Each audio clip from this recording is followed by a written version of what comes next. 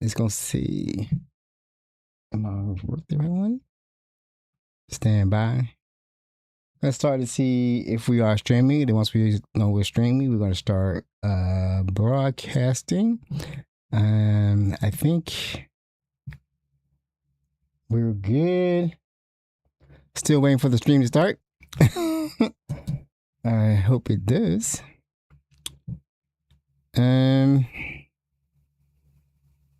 I guess I'm gonna go ahead and go because I'm gonna get the recording anyway.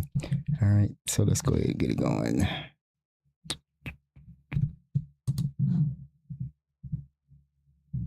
Guess I need to do it. Let's talk about it. Dropping the mask we wear day to day, building real trust in a brand new way. For a deeper connection, let's explore on transparent conversations. Transparent conversations, where every word can open doors. Transparent conversations. Yeah, let's talk about it.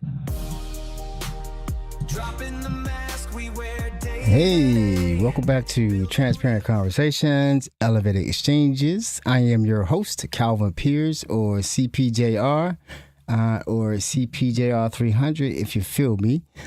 If you know what that means, you know what that means. If you don't, I guess it just sounds crazy, but it's something I say. Hey, welcome back to my little podcast, my little space on YouTube, where I get to talk about all the what's happening in politics. And I was doing it like 3 weeks a week, 3 days a week, or 3 recordings a week, but now I'm down just to 1 recording a week because I am back in corporate. I am back in the belly of the beast, working for big tech once again, and that's every day. So I can only do these like once a week, but I am dedicated to adding my voice to the progressive movement in this country in order to defeat the fascist government that we have, the fascist government that we have. The Republicans have decided that the only way they can win or lead the country is through fascism, is through trying to overturn or get as many things past the Supreme Court, get them to reinterpret the Constitution as much as possible, and allow as much money into the elections as possible, and then just dominate. They don't want to win on ideas. They don't want to win on helping people. They just want to rule over the country, and no matter what's actually happening, they just gonna keep going. So I'm gonna record this now on Sunday nights, and then I'll cut it up as much as possible in the week, and hopefully some people will get something out of it, and we can go ahead and win in the midterms, because we have to win in the midterms. I'm gonna say, do we have? Yes, we have to win in the midterms, because if we don't, we're gonna be full fascism. But then again, I'm not really that hopeful, because the Democrats are already fighting against what they deem as unacceptable. The centrists want to just... I firmly believe that a lot of the Democrat centrists were actually Republicans, and they just slid over into the Democratic side because they only can win in those blue states as Democrats. But once we started seeing Democratic socialists win, they're freaking out. They're saying we're not going to be socialists, which the Democratic socialists aren't really pushing a full socialist agenda. They're pushing an agenda where the people of the United States are the center of attention and not the corporations, which is what we have now. We have I think it's a kleptocracy. We have oligarchs. They pretty much are making the decisions and throwing money around to get their way around it, because you can see now the markets are all messed up. They're pushing AI, and AI. It's not going to work the way they want it to work. We see that data centers are going to be a harmful thing to the country, right? the data centers, the way they're doing the number they're doing. So basically, what we have is they want to turn electricity into compute, and then the waste of that is heat, a lot of heat, and that takes a lot of water, and that's affecting everything on a massive scale. And then I have I highlighted a video about a young an engineer, or actually a physicist, a master's degree level physicist, who talked about how the physics don't work. It's totally like dropping nuclear bombs on the earth every day, that much heat, and in certain areas. And then the water use just doesn't make any sense. And then I've also had talked. We saw a chemical engineer who did a lot of things with electric engineering. Was talking about how the numbers just aren't adding up to how they're going to power these things. The timelines are like 5 and 30 years out. Even for like run on gas turbines, the infrastructure isn't there. Building nuclear plants aren't going to be anything that meets the needs in the near term. So whatever they're trying to sell us, they're already admitting now that trying to sell us on the fact that they told us that jobs are going to be missing. Jobs aren't going to be missing because the AI can't do the jobs. We see that on a regular, everyday basis. They cut people, they fire people due to overhiring, or actually, no, they hire people to do the jobs during the pandemic, and then after the pandemic, and then Trump getting elected, is causing the economy to shrink and crash, so they had to cut jobs, layoffs. So it wasn't because of AI. It wasn't because AI was going to ever be able to do their jobs. They were lying, of course. And then they drive up their price to make it so make it seem so urgent that they got Elon Musk was able to sneak through a $1 trillion valuation on his SpaceX, and it's crashing now. It's losing value. It's at the point now where the stock price is at the point where it opened at 150. It was up to 200. Now it's back down to the price that it opened at. The actual asking price when it wanted to sell it was 135. So once it moves down to that 135, we're going to be officially in a crash. It's already raped out much valuation and real money. Is that real money though? Unless you realize it. Well, value and stock price. So I guess it is money. You could have sold it and turned it into money. But yeah, that's gone now, and it's going to continue to go down as more and more Chinese models come online, open models that you can use. You don't have to use you don't have to use OpenAI or Claude's model. You can use an open model from China and hook it up to your tools and get the same results, or if not better. So we're in a strange time where our stock market is built on, or our stock market has reached the levels that it's reached because of data center build outs, AI, NVIDIA chips, all these types of things, and the market is changing so fast that it doesn't seem like we're going to miss a crash. But they already knew that because they got their money up front, right? They get their money up front, and then they're going to socialize the losses, and that's what they do with these stock offerings. So let me go ahead and get into what's been happening. We've had some great news, and we have some bad news. So let me just say this. Like I said, I started a new job on Thursday of last week. As I said, I work in big tech. I'm in big tech again. Back in the belly of the beast. One of the big companies that you know. I'm not going to mention it, but you know the company. It's in Pentagon City. So I go there. So I'm working there, and I've also entered into a new relationship. I could say it's out of nowhere, but I think it's been tagging back and forth. And this is a new relationship based on an old relationship in high school. So it's an interesting story. I'll say it one day, but right now we're going to stick with the news and politics. It's an interesting turn of events for me because I'm monogamous, and I'm not monogamous, but I'm entering into a monogamous relationship because I'm 60, y'all, and polyamory, ethical non-monogamy takes a lot of energy, and I don't have that much energy or time to invest in multiple relationships. So we'll deal with, and this relationship I have is going to take a lot of energy. Let me just say that also. So if you're new to the broadcast, welcome. If you're returning, thank you for returning. I think I'm at 125 on YouTube, and I think I'm at like 60 something on Substack. So thank you for following me. I don't really count my numbers on Instagram or Facebook.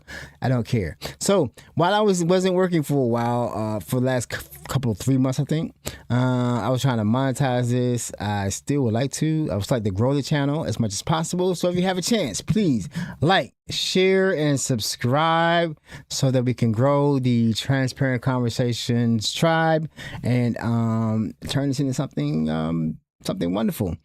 So hopefully one day you'll get to meet the young lady that I'm with now. I think she's amazing. And yeah. So let's go. All right, so let's go ahead and get to talk about. It's been some really great things happening in the news and with politics. Not great. Let me say this. This is not great. We're living in a full-on fascist system where people are being hurt every day. People are dying every day. We don't know. People are being tortured every day. And there are so many cover-ups going on with the business. The government is completely corrupt. We hear about more and more money that the Trump family is making on a regular basis. They're all of a sudden, they're into every industry. They're getting government contracts, everything they accused Hunter Biden of and couldn't prove that he was doing it. They're actually doing it now. They're getting government contracts left and right to the tune of hundreds of millions of dollars. And this is Congress. This is the Republicans' vision of America: corruption. They aren't doing anything about it. They have the power to stop it, but they choose not to stop it. So we have to really get ready for the midterms that are coming up. But we've had some other great developments. So I'm going to start with the genocidal savages in Israel, and we're going to talk about what happened to one of our progressive champions, Rokana. He did a visit to Israel, and Israel showed themselves to be the genocidal savages that they are. I saw the arrogance in the eyes of those settlers, 21 and 22-year-olds with guns, laughing that they had detained us. The arrogance of those young IDF soldiers that my tax dollars are funding, having no respect for the fact that they were detaining Americans. No respect that there was an American congressperson in that bus, and laughing when our translator told them that there are Americans there and the American embassy is concerned. It is the arrogance of power, of a power that has had no accountability, total impunity, and has created a toxic culture of oppression. Being in the West Bank and in Israel is the first time that I have really been acutely aware of being brown. I feel like people have seen me first as brown, second as an American congressman, and third as an American citizen. I'm certainly probably the first American politician who's been detained by the IDF and Israeli settlers. I mean, we were at a village that Israeli settlers had destroyed. They had destroyed the school. They had destroyed that village, and we were just looking at it. And these hoodlums come in with machine guns, an M4, an American-made machine gun, and they detain us. They block off the road. And then they call the IDF, and the IDF is on their side, not on the side of the Americans.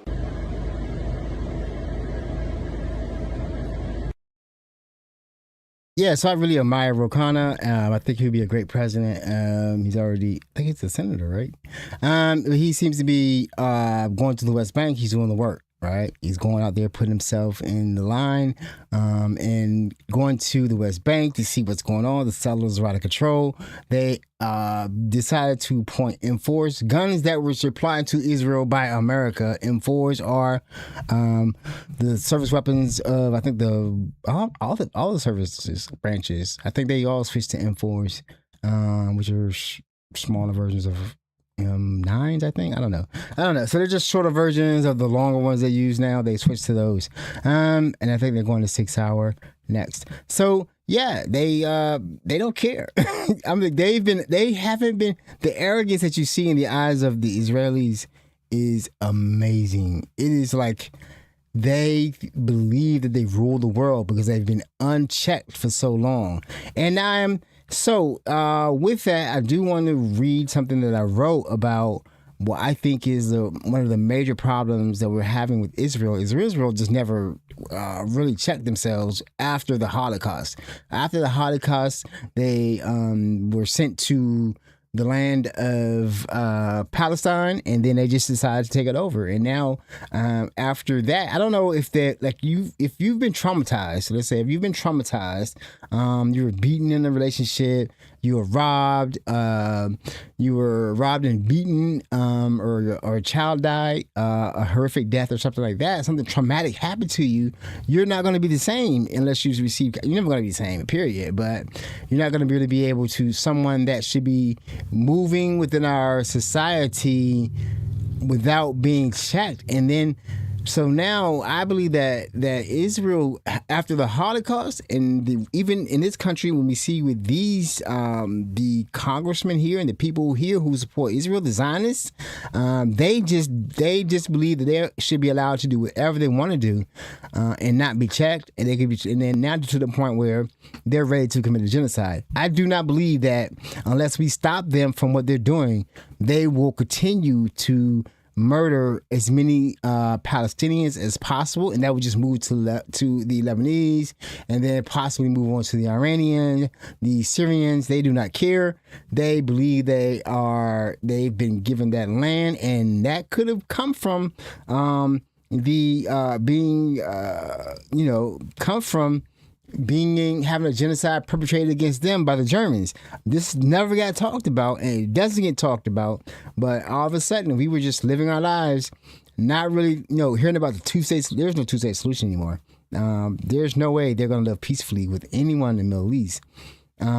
So just thinking they were going to work out some kind of two-state solution, but they can't really work it out. They keep talking about how the Iranians and Hamas don't believe they have a right to exist. They have to wipe them out. Because if you were to slap somebody every day, chances are they're not going to really want to be around you too much longer, right?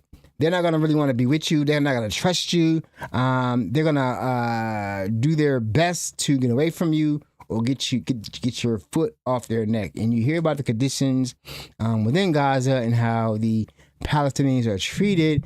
You understand why they have a Hamas, why there is a Hezbollah, where there is a Muslim Brotherhood, I think.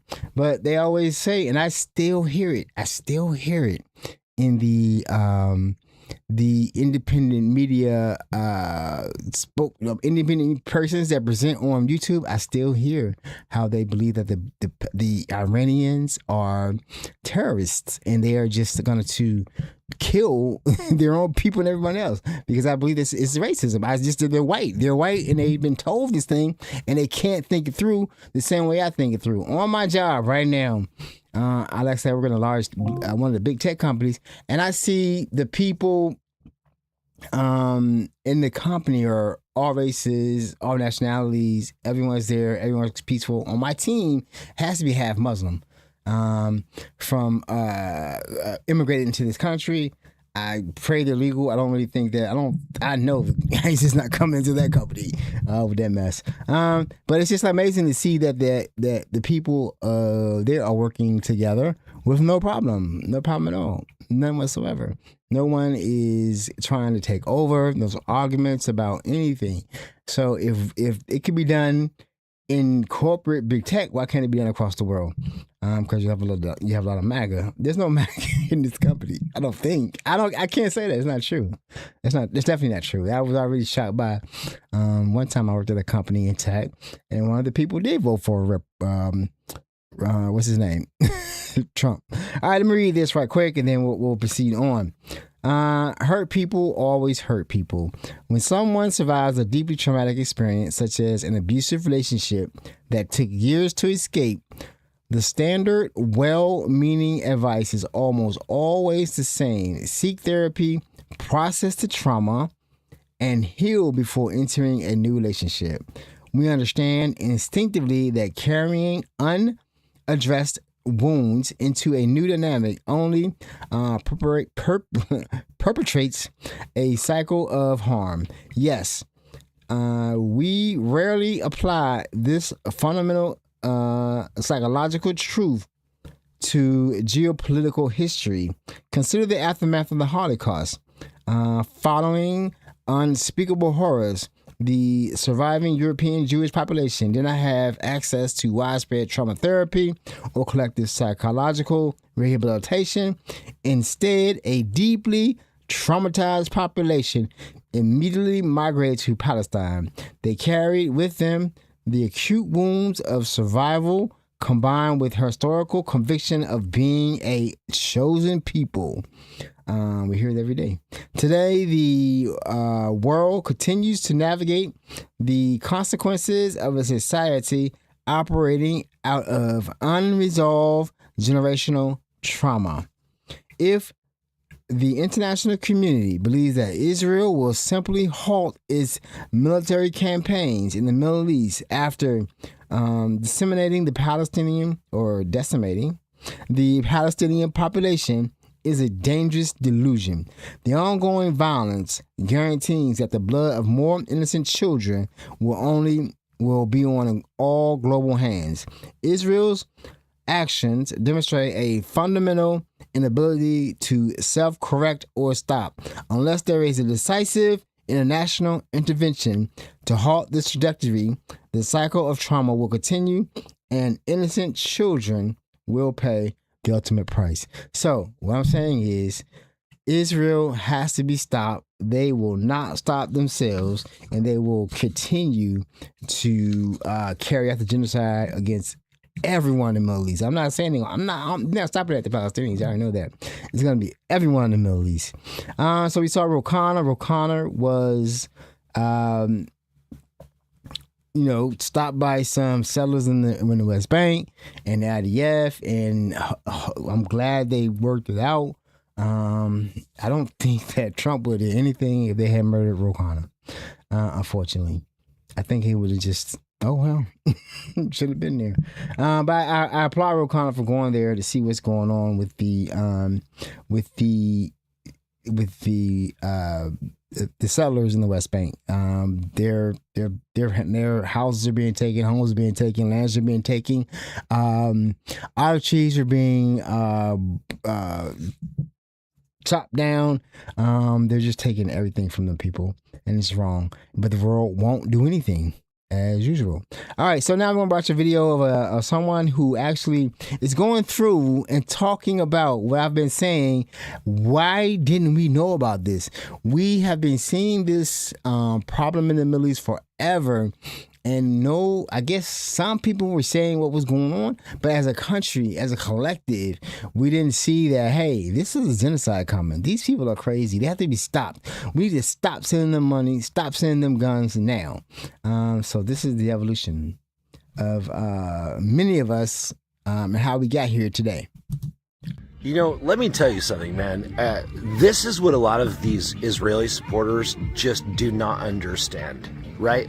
Like, when October 7th happened, most of the people that look like me, we were just horrified, and we actually believed the lies that Israel told about beheaded babies and shit like this, whatever, right? And of course we were like, Israel has a right to defend itself, right? That's the way we were, right? But then we saw how Israel defended itself.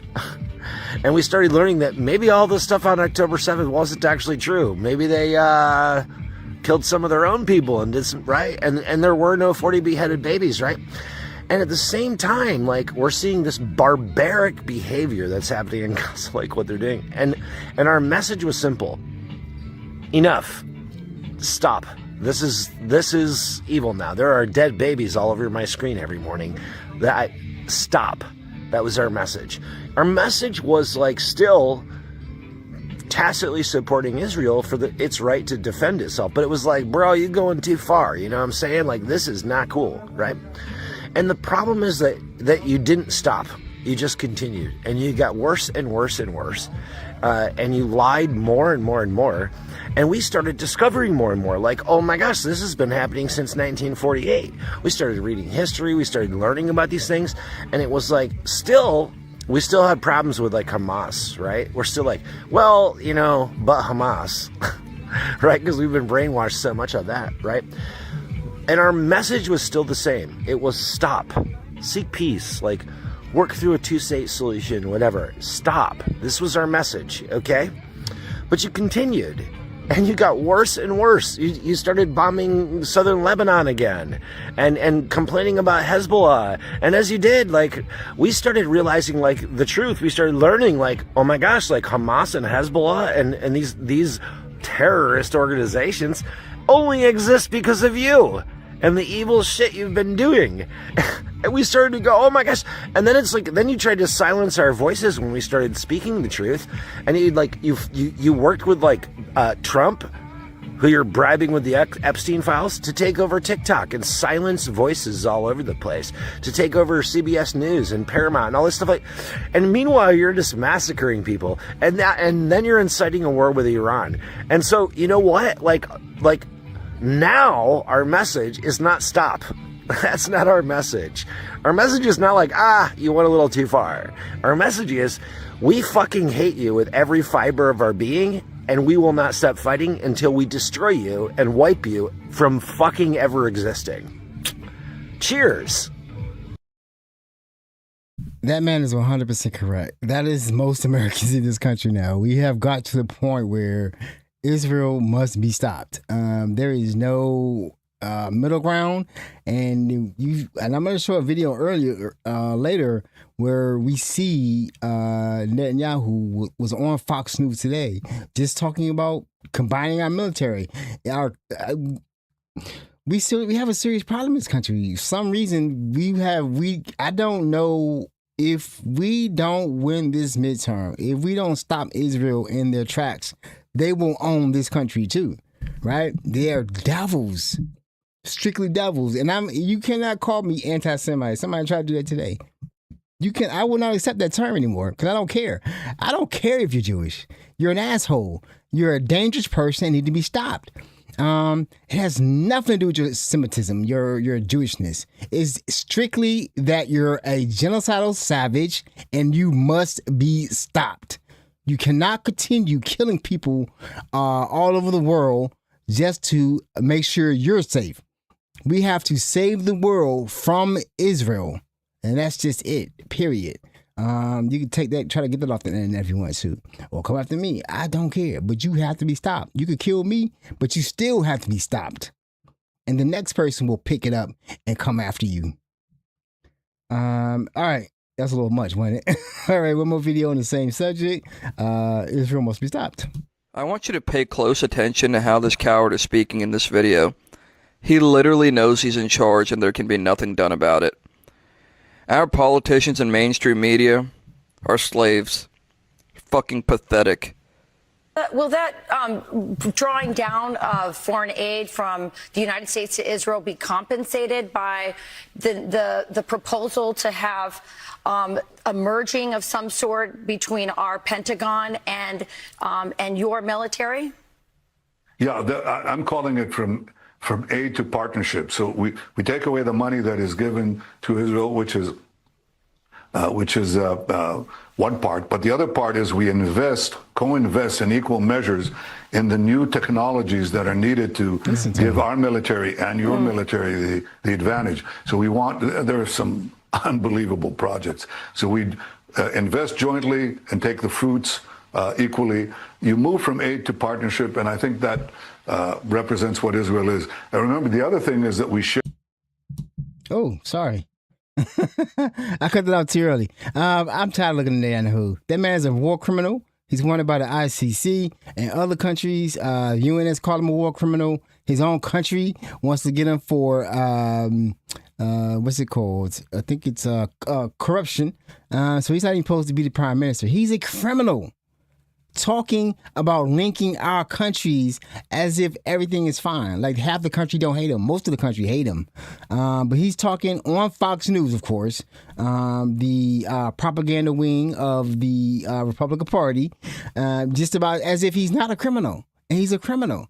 And he's talking about 224 of the Defense Authorization Bill linking our militaries that most of America doesn't want to happen. But now we're living in a fascist state and we can't stop our politicians from doing what we don't want. And then they're upset about the fact that most people are trying to pick Democratic Socialists now because Democratic Socialists believe in representing the people and not having the government tell the people what to do and represent the corporations in other countries. Right. This is what we're seeing right now. This is what needs to happen, and it needs to happen yesterday because people like him, Netanyahu, on Fox News is talking as if he's not a criminal, not a murderer, not a genocidal maniac, not a savage, a genocidal savage, which he is. On to the next one. One more, and then we're gonna come away from Israel because you can see is a very heated for me. I think I got two more. This next one, I want to show you this one because this is I think it's a race in Michigan. This is a similar race against the I think his name is El Said.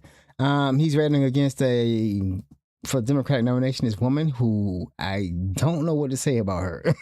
I don't know what to say. She is she loves Israel. But she's running for Congress in this country. Yet another crazy clip that you just can't make up.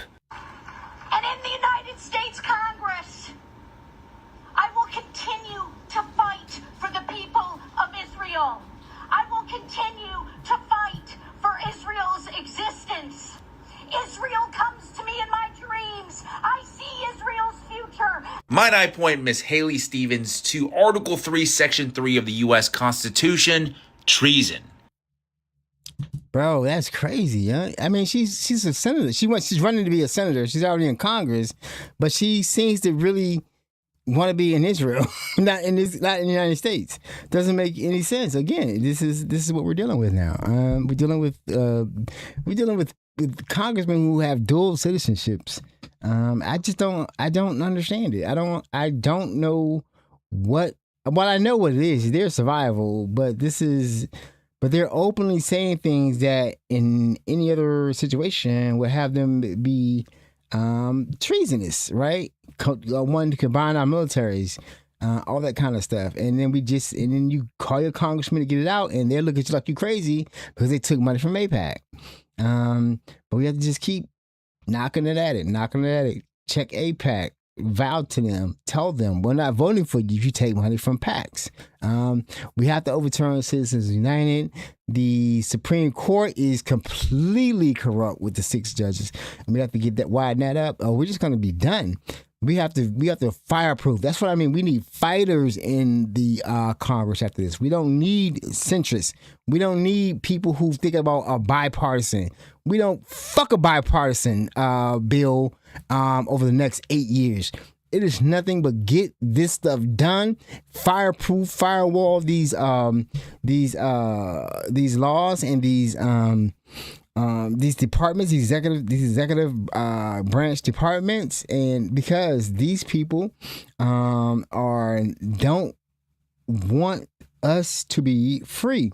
Now, let's go to the next situation. Actually, we're going to talk about one more thing. I'm sorry. We're going to talk about the apartheid of Israel and why it's different from the apartheid of South Africa, but it is indeed apartheid in both situations. The most important structural difference is that the South African apartheid economy was entirely dependent on black South Africans for labor. So, we had certain horrific massacres in a place called Sharpeville in the 60s, Soweto in 1976, almost 50 years ago to the day, where hundreds of school children were shot dead because they were protesting. But never would the South African state have murdered tens of thousands of black South Africans, because then they would have had to retrain parts of their workforce. So there was this economic imperative that Israel doesn't have towards the Palestinians. That what Israel practices as a system of apartheid is without question, if one looks at the legality of the Rome Statute. And of course, the International Court of Justice has ruled accordingly. But the other fundamental difference, and this is a difference, as a white South African, I don't even have a right to say this, but both Nelson Mandela and someone I was very close to, Archbishop Desmond Tutu, who experienced apartheid in ways that I obviously never did, but who also knew the reality of the Israel-Palestine situation, described Israeli apartheid as so much more brutal and worse than South African apartheid. Why? Because it went to levels that ours never did, not just in the numbers of people slaughtered, the almost continual war against the Palestinian people. I don't think it's just an occupation. I think it's actually an ongoing war. The efficiency of it. You know, South Africa never had separate roads for black people or separate number plates, which of course just makes it easier to target people in military operations. But the brutality of it is something that they could barely fathom. And then finally, the other fundamental difference. You know, those Western governments who supported South African apartheid almost had to do so covertly or secretly. Yeah. You know, Thatcher, who called Mandela a terrorist constantly, she couldn't openly support the South African apartheid state because it was so obviously a racist state. But the so-called West, the global minority, brazenly and with no hint of discomfort, supports Israel, supports apartheid, supports the occupation, supports genocide. And that is a huge and fundamental difference that is strategically very important when we talk about the struggle for liberation. So I think we have to keep openly talking about and keep calling it at what it is, a genocidal, savage country who is bent on, there is no two-part, two-state solution. There's only the apartheid. There's only the genocide now that's going to be carried out against the Gazan people unless we stop it as a people around the world. This is international. This is countries that are seeing what happened. I don't know how you watch babies be killed and journalists be targeted and just keep saying, you know, the line, Israel has right to defend themselves against people with no guns, against people with no houses, against people in the street, against people running away. You have a right to defend yourself. That's a lot. That is a lot. So I'm going to talk about data centers. I got a two-part. Data centers are a problem. Like I stated that at the beginning of this. Data centers are a huge, huge problem, and it's not going to get better unless we make it better. Now, we already have a problem with the bees dying off, but now data centers are now causing additional problem with the bees. Now, understand the honeybees die off, we all die off, right?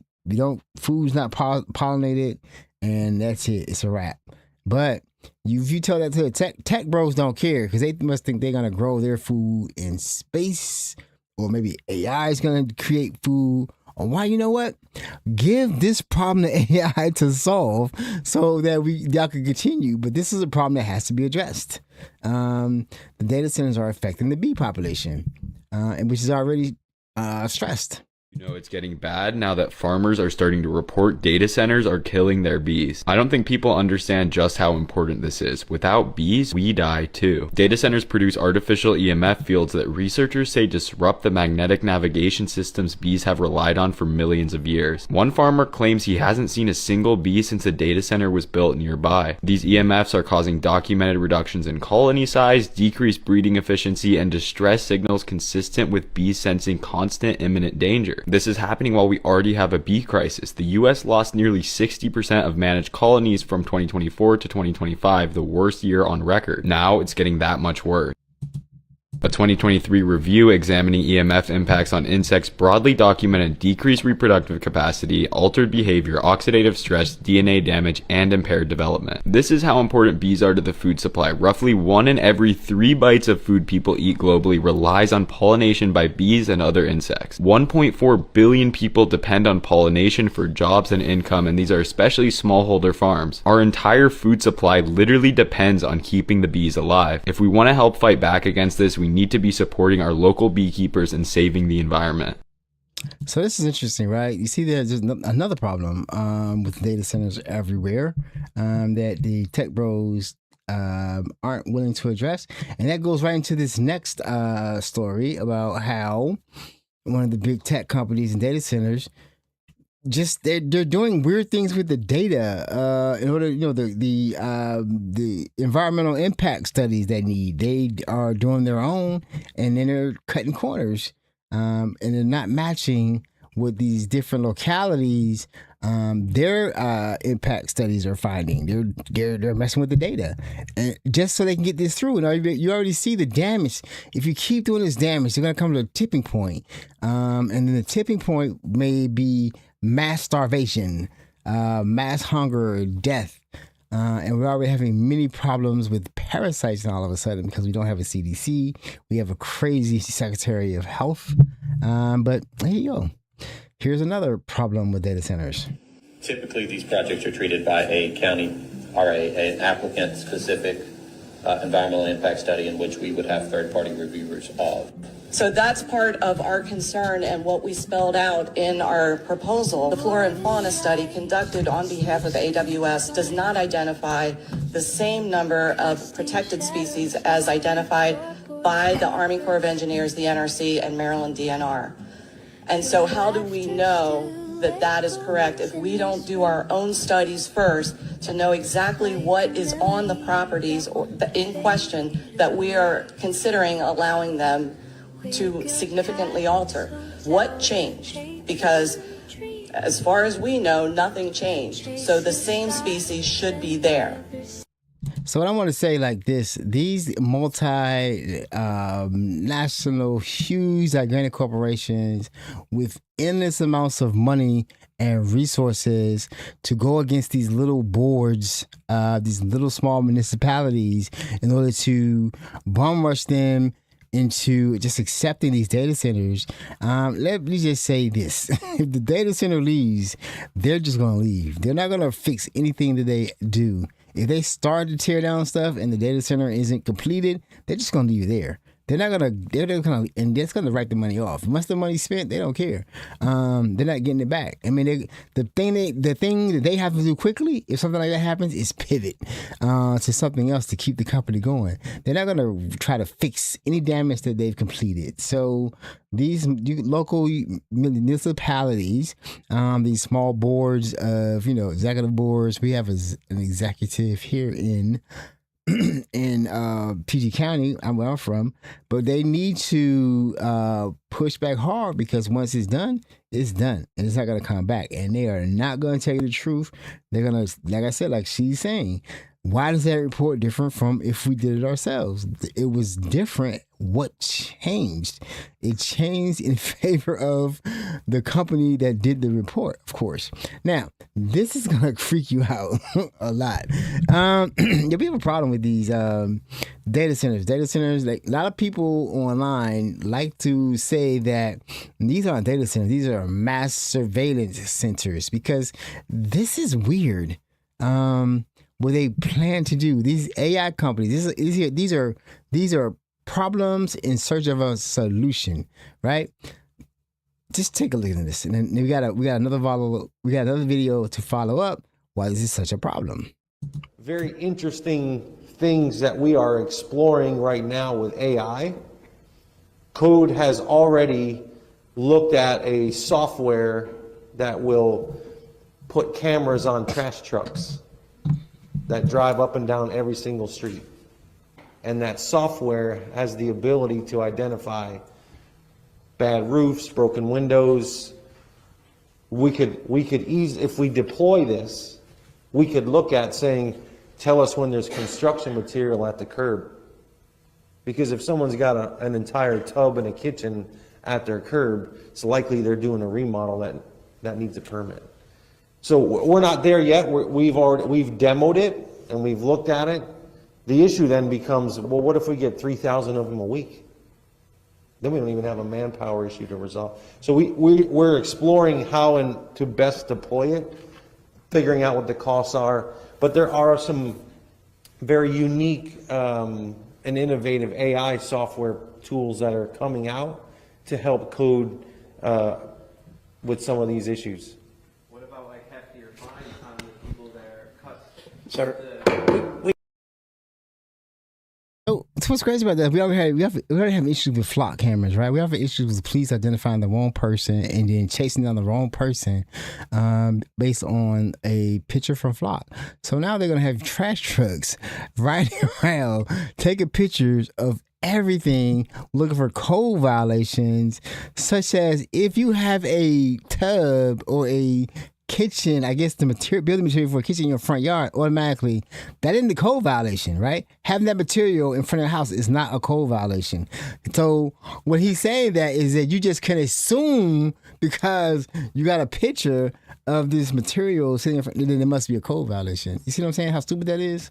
Right? So now we're going to have somebody coming to your house or you receiving a ticket in the mail or something like that, a notice in the mail saying that you have a code violation because we believe that you did a remodel of your kitchen, and because we have this AI picture, this picture was down on a certain date, and because it was there on a certain date, you didn't get the permits to remodel your kitchen. Why'd you have that material there? That's like, what? Plus, it's just more cameras. Who voted for that? Who's voting for this? This is a guy who probably is like, oh, this is great. We could do this. But not thinking about presenting it to the public. And the public will say like, no more cameras, bro. You're already making mistakes. And then I'm going to show you in the next video a mistake that can be made by authorities using flock cameras, not investigating, just believing what they see on a flock camera, and then go after someone based on just pictures that they saw. Didn't see a crime being done, just saw pictures of a car. We have cameras everywhere in that town. You can't get a breath of fresh air in or out without us knowing. Chrisana Elzer learned the power of flock firsthand. You were in town from 11:52 until 12:09 exactly. Like I said, nothing gets in or out of the town without us knowing. When a Colorado police officer showed up at her door holding flock snapshots of her truck. And here's when you left at 12:09. That's when you left town. To get. No, to stop at Ridge Trail. Wait a minute. And take a package. Well, there's no shushing. I don't need to be. I need to know where this is. The first thing he pulled out on the body cam is that flock picture, the clear photograph of your car. But here's your vehicle in the neighborhood many, many times, apparently casing houses, because you just can't drive through for work or visit other businesses. You can only be casing houses. It is her. It is 100%. It is locked in. There is zero doubt. I wouldn't have come here unless I was 100% sure. 100%. It is certain. It is on video. You're obviously welcome to go to court. Chrisana was charged with stealing a package, but it wasn't her. The porch pirate was somebody else. Another white woman stole the Multiple times you tried to show him your video evidence. He didn't want to see it. No, even when I called him back, he said, that's not my job. You looked at a time of a crime. You saw my vehicle entering in the flock. No, what I did was I did an investigation. You called my wife a liar. You said this is fact. I have video evidence. I don't know what you want me to say. The charges were dropped after Chrisana spent weeks trying to get the police chief to look at her evidence. Time-stamped video from her truck and a neighbor's doorbell camera showing she wasn't at the scene of the crime. What does it say about where we are that you feel you have to have more cameras? So I just want to let that go. I'm running out of time. I'm trying to cut these down because I don't have much time. But basically, you can see where all the police officer had was pictures of a car driving through a neighborhood, right? And because in his mind, You have pictures of a car. I thought a lawyer would have got her off because there's no evidence that she actually took the package. If you don't see me taking a package, how can you accuse me of taking a package just based on my car driving through a neighborhood? And that's where we are now. The police and these people aren't very smart, thinking that just because we have cameras everywhere, then your car is coming through at a certain time. Like the person said, well, my package was dropped off this time and at this time, and then it was gone. Well, then there must have been this car in the neighborhood because it keeps coming through the neighborhood. So therefore, this white lady in this car stole this package, but I never saw the lady steal the package. That's crazy. And the person that they saw had a ring doorbell. So the person that took the package was on the Ring doorbell. So what is going on with the police in Colorado? Flock is ridiculous. So I just noticed we have flocks around here up by National Harbor. Yeah, flocks are ridiculous. It's just a police state. 1984, George Orwell. It's amazing. Like the Ring doorbells weren't enough. Let's just put more cameras everywhere. So, yeah, if you want to commit crime, don't do it because you're going to be caught. You got to walk around with a mask. And I have started seeing people around here ride around on the bus in public transportation with masks on their face, with cameras on their shoulders, recording everything because they're afraid, especially if they're Latino or a brown person. They could be jumped by ice. We don't have that much ice around here, but we do have the National National Guard. National Guard is still here. So you can see like this is only gonna get worse, right? They think that AI can do everything. By watching everybody at all times, they think that that's better for society. They aren't asking us anything. They're just deciding that this is better for us. This is better for you so we can know who took a package. But the person had a Ring doorbell. I'm trying to understand that. I'm trying to understand if the person had a Ring doorbell, why didn't you just go get the Ring doorbell camera?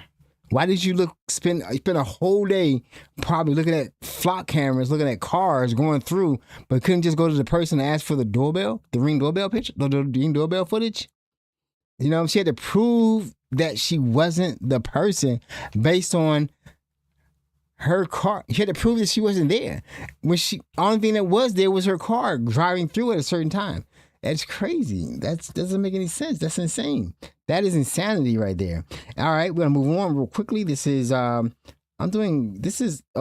is life under Republicans. This is everything you seeing right now is life under the regime is out of control. It is a 1984 Orwellian fascist state where you just have to prove yourself innocent. There's constant surveillance that if they go go past midterms, it's only gonna get worse, right?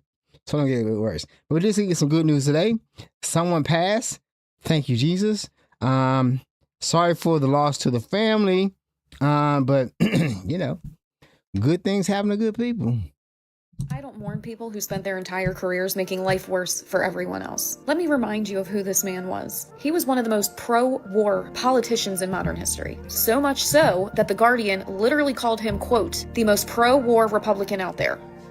Unquote. He spent decades pushing for a war with Iran, and he finally got his wish when he helped to convince Dumpy Pants to launch a military campaign that has destabilized the entire Middle East and the world. He pledged loyalty to that blue and white country over the United States. Bibi Yahoo has repeatedly said that there is no greater friend to that country than Lindsey Graham. The man literally visited the blue and white country more than his own constituents. He enriched himself during both Dumpy Pants presidencies. He made money off of Lockheed Martin, Northrop Grumman, Boeing, and lots of insider trading. He pushed through an amendment to increase the military budget by $38 billion.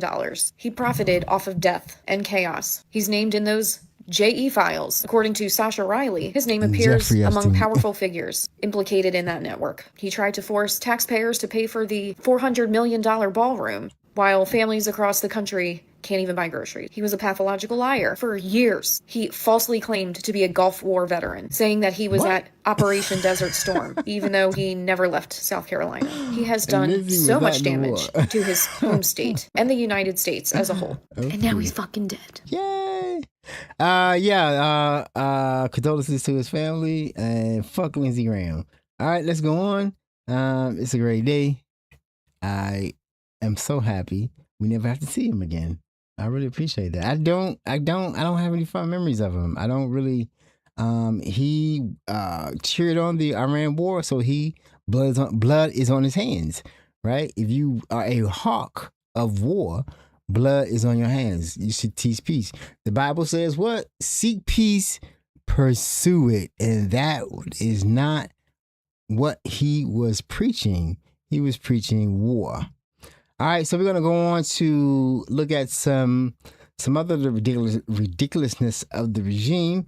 It's a weird thing that we have going on with the Republican men, or men of the conservative men, Republican men, whatever you want to call them. They keep getting caught doing the same thing over and over again, and you already know. You already know what it is. I don't have to really say what it is. You know, but they keep caught doing. They keep getting caught in their perversions all the time. It's always the ones that preach the most about or anti this or anti that seem to be really for it.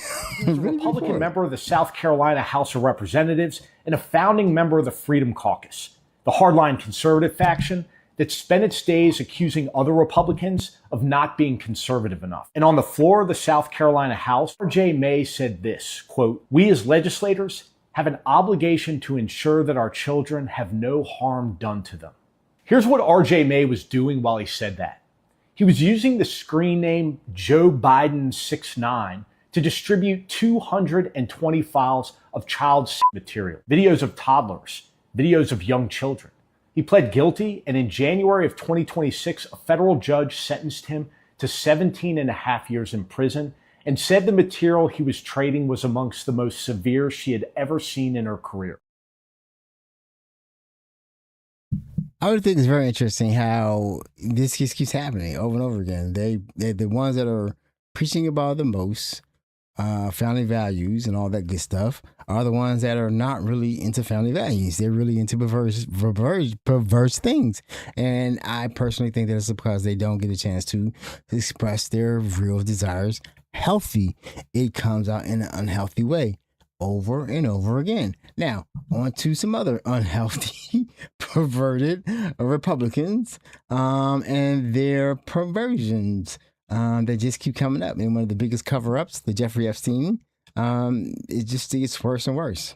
Holy fuck, you guys. I just found the craziest information about Trump and Epstein. This is Zorro Ranch in New Mexico, and it's the only one of Epstein's properties that they didn't search for 7 years. Several articles allege that Epstein buried the bodies of his victims there, and that he used it as a breeding ground to father a super race. But here's the crazy part. It was sold in 2023, and this February it was revealed the buyer was a former Republican senator with ties to the Trump administration named Don Huffine. And the same month, Trump endorsed him for Texas comptroller. I also looked up his son, Russell Huffine's LinkedIn, and look at this insane jump in employment. He went from the self-employed owner of a fireworks store to the deputy director of cabinet affairs for the White House under the Trump administration. So this senator buys Epstein's ranch, Trump endorses him, Trump gives his son a job, and his DOJ is still blocking any attempts to investigate it in New Mexico.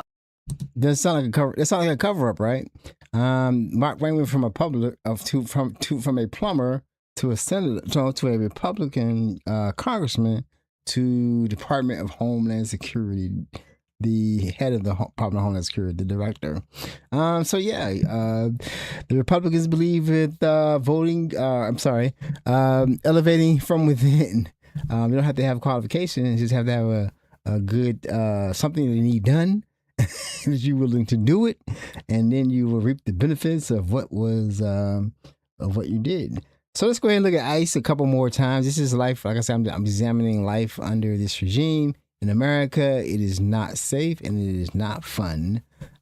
People are dying, being detained, beaten, tortured on a regular basis. Please, this is my husband. This is my husband. Baby, please stop. Stop, it's my husband. What did I do? Baby, nothing. What did I do? You have to tell me why you're doing this. Can you please tell me? I'm his wife. Can you please tell me what is going on? Immigration. Okay. Case, man. Secure his car. Okay, and call the lawyer. Where are you taking him? Can you tell me that, please?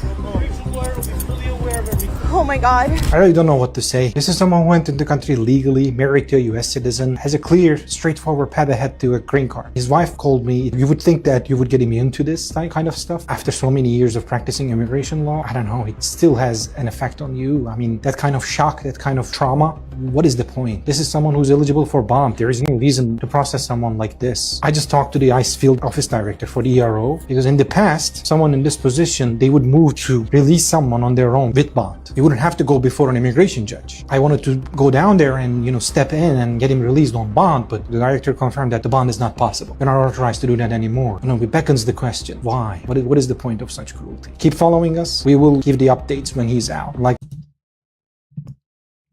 We know the reason why. The reason why is detention. Detention gets money. There's a lot of money in the budget for detention. So I detain as many people as possible, no bonds, and then they get paid. So we know what the grift is. This is another form of slavery. They seem to really like slavery. Anytime they can find a way to make money off brown bodies, brown and black bodies, colored bodies, they do. And that is life under this regime, the Republicans. This is the Republican vision for America. Hey, what's up, guys? ICE is driving cars with no plates. Everyone can see it. The Illinois Secretary of State can see it, and he's still not stopping them. He has cops. The Illinois Secretary of State Police. They have the power to pull these vehicles over, write tickets, revoke plates, and make it clear ICE isn't special.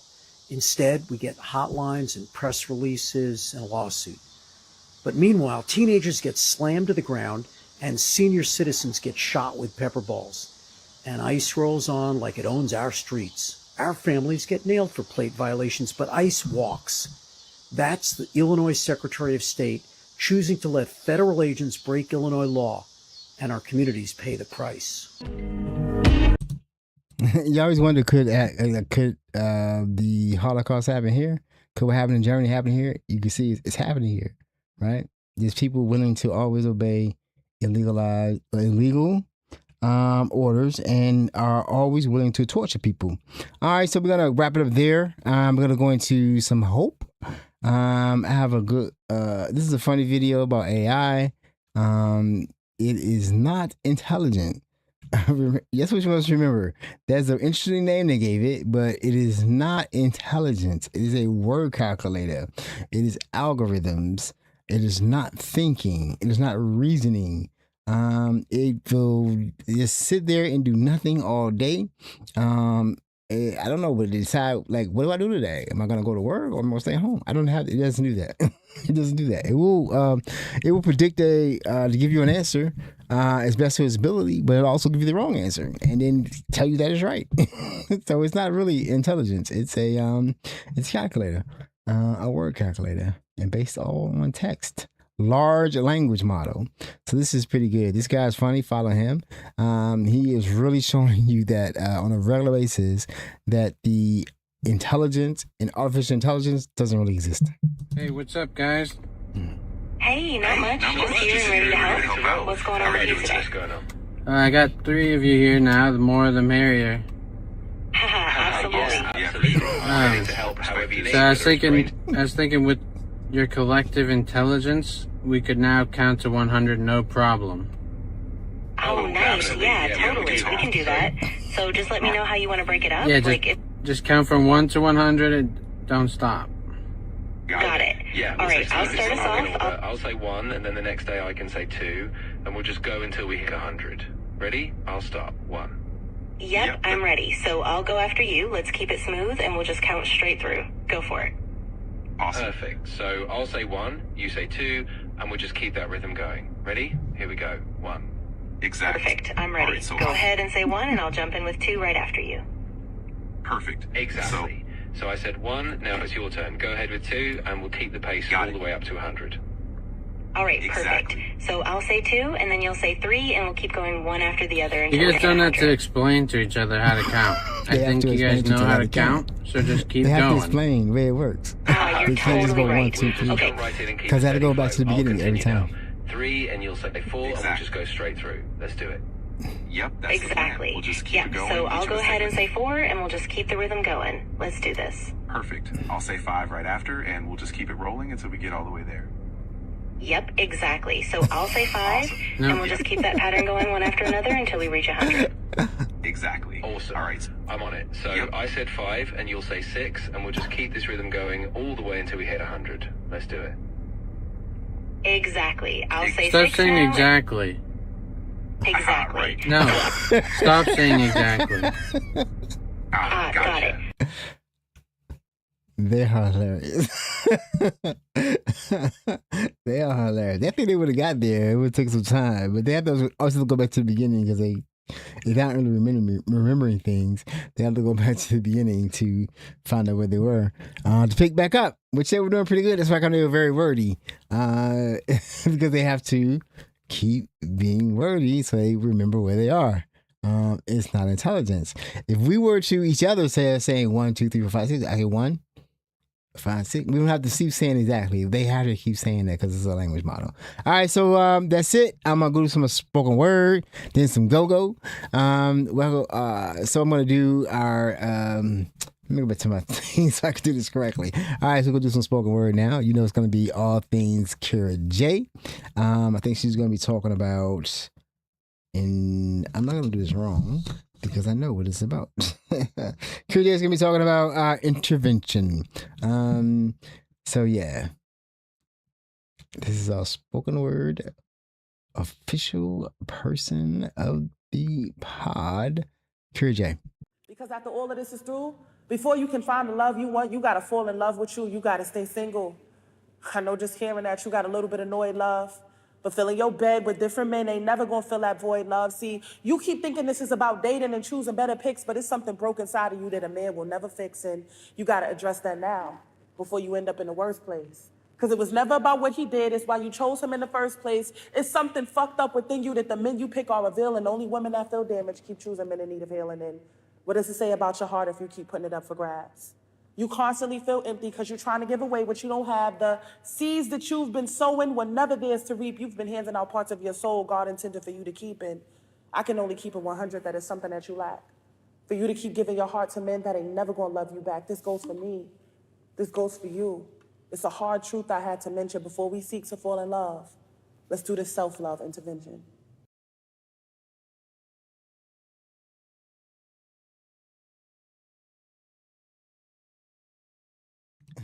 always something to get from that. I'm gonna introduce Kira J to my new person and see what she thinks. I'm gonna do that this weekend or next weekend possibly. Yeah, so this weekend we went to lunch. It was nice. So what y'all want to hear? Y'all want to hear some go-go? All right, oh cool. I'll play some go-go. This is gonna be a little different though. This is gonna be some CCB. This is gonna be bounce beat, which is go-go, but it's not for the old school. It's for the new school. I'm not a big fan of bounce beat, but bounce beat is officially go-go. CCB.